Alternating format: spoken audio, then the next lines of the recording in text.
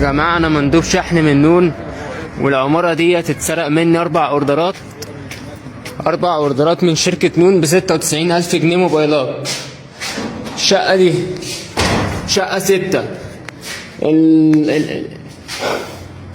فتح باب الشقة وخد مني ال4 أوردرات ونط من البلكونة، نط من الدار للبلكونه وانا عايز حقي. 4 موبايلات تمنهم 96,000 جنيه بكل سهوله يتسرقوا من مندوب شحن نون بطريقه اول مره نسمع عنها. الحرامي طلب 4 موبايلات من موقع نون على عنوان شقه هو اصلا كان مأجرها وقت ما طلب الاوردر تقريبا. ال4 موبايلات وصلوا الشقه، الحرامي طلع خدهم من المندوب وقال له ثواني وهجيب لك الفلوس، وقفل باب الشقه وساب المندوب واقف بره ونط من الشباك وفص ملح وداب. والمندوب بعد ساعات انتظار عمل فيديو بيستغيث فيه للناس وبيطلب من الشركه تعمله تفويض عشان يعمل محضر باللي حصل وما يشيلش الاوردر اللي ممكن يكون اصلا ب8 سنة شغل. الشركه استجابت ليه بس تاني يوم والموضوع اتحل بين المندوب والشركه، ولكن الحرامي لسه ما اتقبضش عليه. للاسف الموقف ده ممكن يتكرر تاني وتالت لو وقع نفس الحرامي او حرامي بنفس الفكره مع حد ما عندوش فكره عن الموضوع ده. فلازم يكون الجميع على علم باللي بيحصل عشان الموقف ما يتكرر. شاركنا برايك في كومنت